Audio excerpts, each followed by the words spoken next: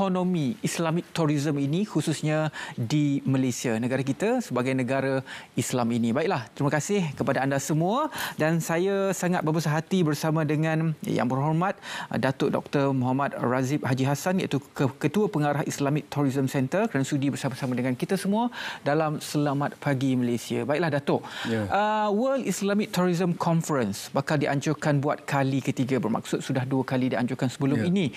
Jadi apakah pembaharuan dan juga konsep yang dibawakan oleh WITC pada tahun ini? Datuk, silakan. Terima kasih Cik Ridwan.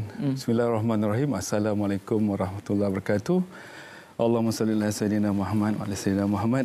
Terima kasih kepada TM kerana memberi peluang kepada saya dan juga Kementerian Pelancongan Seni dan Budaya dan juga Islamic Tourism Center.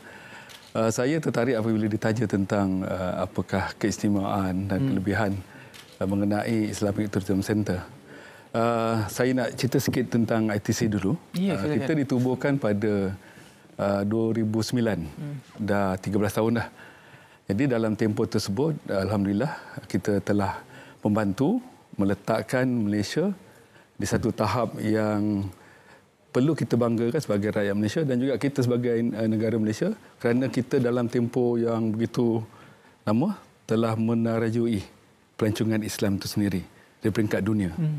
Jadi dengan adanya World Islamic Tourism Conference yang akan berlangsung pada 17 hingga 19 Oktober minggu depan, jadi ia juga akan membantu meletakkan kita lebih jauh di persedaran dunia. Dan insya-Allah kita akan membawa banyak pembaruan kerana kita juga diintai dan juga dicemburui oleh destinasi lain di luar negara. Kerana itu dalam WITC ini kita membawa satu tema yang memerlukan satu corak pemikiran yang baru, iaitu balance ataupun keseimbangan, kemudian transformasi dan juga mencari penyelesaian mengikut pelancongan Islam itu sendiri. Jadi dalam tempoh 3 hari itu kita telah juga menjemput penceramah-penceramah daripada luar negara dan juga dalam negara untuk berkongsi dengan para tetamu dan juga para peserta bagaimanakah pelancongan Islam ini boleh memberikan satu sumber inspirasi untuk mewujudkan keseimbangan dan juga membawa transformasi. Seterusnya boleh juga membantu mencari penyelesaian untuk meletakkan industri pelancongan dunia yang disulami oleh pelancongan Islam sendiri. Itulah gerak kerja yang kita sedang lakukan sendiri, Cik Duan. Bermaksudnya saya tertarik dengan tema macam Datuk sebut sementara tadi, ada balance, ada transformation dan juga ada solution, ataupun temanya secara rasminya dipilih, tema yang dipilih adalah inspiring balance, transformation and solution. Jadi ada 3 perkara di sini, balance, transformasi dan juga solution. Kenapa tema ini dipilih berdasarkan kepada 3 perkataan utama ini yang saya kira cukup berat untuk kita bercakap mengenai mengenai sumbangan Islamic tourism itu ke dalam ekonomi kita? Kita lihat kepada saiz pelancongan Islam itu sendiri. Bila kita bercakap tentang saiz, kita melihat kepada potensi pelancongan Islam itu sendiri. Dari segi jumlah penduduk Muslim di seluruh dunia hampir mencecah 2 bilion di seluruh dunia. Di negara-negara OIC sendiri, kita ada 1.1 bilion.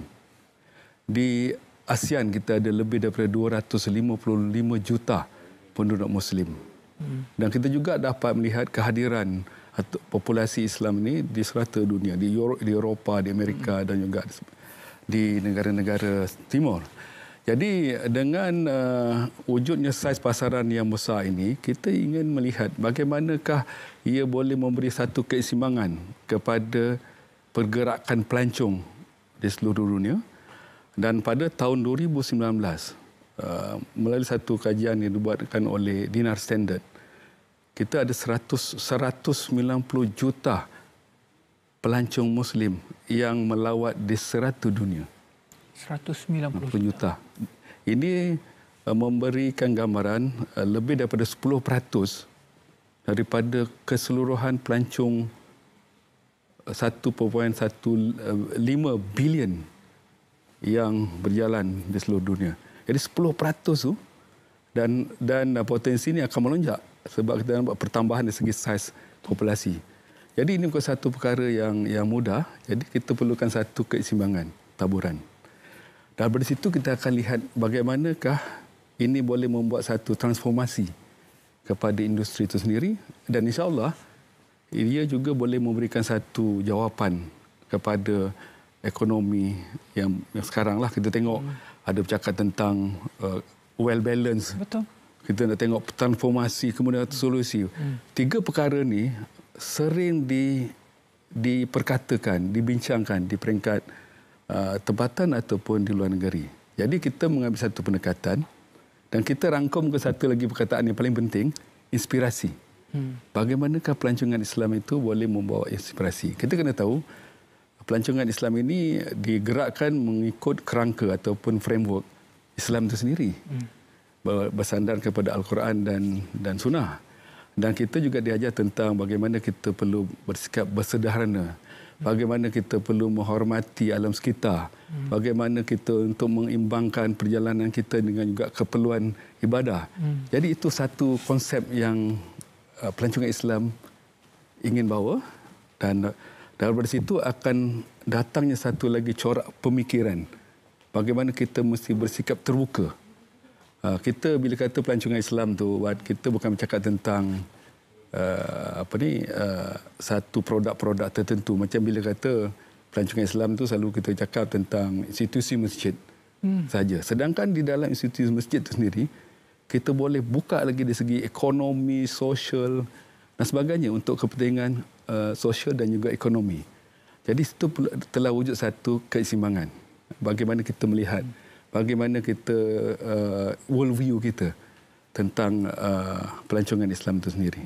Jadi kita nakkan pelancongan Islam ini diberikan pengiktirafan seperti mana juga kita memberi iktirafan kepada perbankan Islam, takaful dan juga kewangan Islam. Jadi pelancongan Islam ini adalah satu lagi peluang untuk kita bawa Malaysia dan juga kita perlu menjadi pemimpin lah di peringkat dunia bagaimana kita membuat satu arus baru dalam konteks pelancongan itu sendiri. Menurut hemat Datuk lah, potensi dan juga saiz ekonomi daripada Islamic tourism yang Malaysia ada. Okay. Berapa gambarannya, Datuk?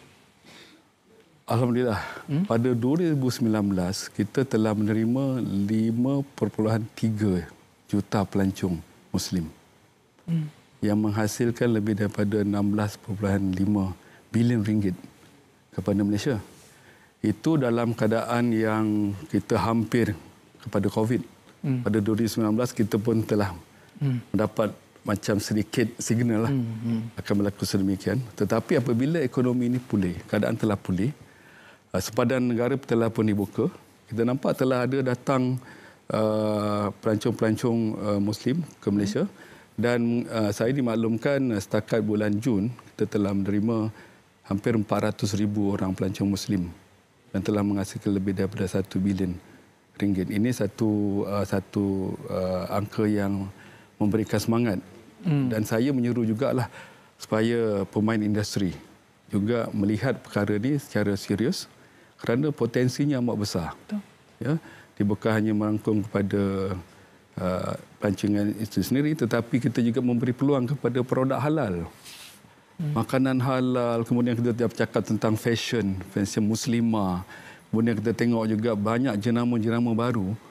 Orang pergi bersukan, pergi rekreasi itu membawakan patuh syariah dan sebagainya. Jadi ini memberikan satu lagi skop, satu ekosistem yang baru yang mana kita tidak perlu lepas pandang.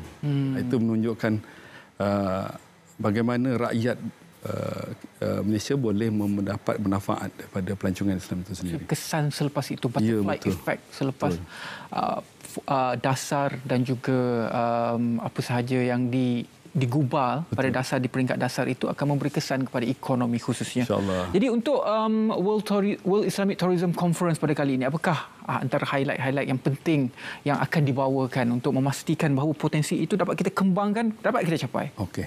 Pertama, kita mengetengahkan penceramah-penceramah yang kali ini kita buat satu pendekatan yang agak biasa, Johan.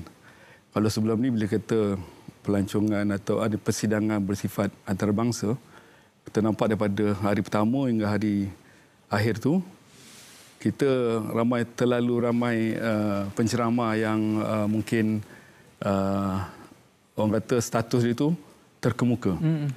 Tapi oleh kerana pelancongan Islam ini adalah satu sektor yang baru berkembang, jadi kita apa yang kita telah buat ialah kita membuat barisan penceramah daripada yang terkemuka, yang berpotensi dan juga yang baru naik. Sebab kita tahu yang menghadiri konferensi nanti adalah daripada delegasi daripada berbagai pihak, yang mudanya, yang senior dan juga yang profesional sebagainya. Jadi dalam itu kita akan memberikan 9 forum yang kita telah atur, dan 9 forum ni berbagai dari segi ekonomi, korporat dan juga orang muda. Kita ada juga forum untuk belia dan juga pengamal perubatan, kemudian kita ada juga selebriti, dan akhir sekali kita lihat kepada sudut pendidikan itu sendiri. Jadi insya-Allah highlight untuk WITC kali ini, kita juga telah menambah satu lagi segmen, iaitu segmen pameran. Kalau sebelum tu kita hanya bersidang, kita bercakap, berulas, berbincang, tapi kita nak lahirkan juga satu senario baru. Kita nak bawa semua pemain industri dari segi yang menghasilkan pakej-pakej pelancongan Islam itu sendiri, yang produk-produk Islam sendiri, ada hotel Muslim dan sebagainya. Jadi kita nak bagi peluang kepada masyarakat juga melihat produk itu sendiri yang dilihat secara fizikal. Jadi inilah antara yang kita telah atur, dan insya-Allah untuk mengulas lebih lanjut tentang tema Inspiring Balance Transformation and Solusi itu, kita telah mendapat persetujuan daripada Yang Berharga Tan Sri Datuk Dr. Muhammad Daud Bakar, iaitu seorang pakar dalam bidang perbankan dan juga kewangan Islam. Beliau akan mengupas bagaimanakah tema itu dalam konteks ekonomi sekarang. Jadi insya-Allah banyak yang boleh diperolehi daripada persidangan ini, Tuan. Masih lagi terbuka untuk anda semua kalau anda nak sertai. Tadi kami dah tunjukkan kepada anda cara, masih lagi terbuka, Datuk, untuk register, untuk pendaftaran. Dan juga terima kasih banyak-banyak kepada Yang Berhormat Datuk Dr. Muhammad Razif Haji Hassan, Ketua Pengarah Islamic Tourism Center, kerana bersudi untuk berkongsi mengenai persidangan WITC kali ketiga yang memperkasakan industri pelancongan Islam. Jadi kalau anda berminat, masih lagi boleh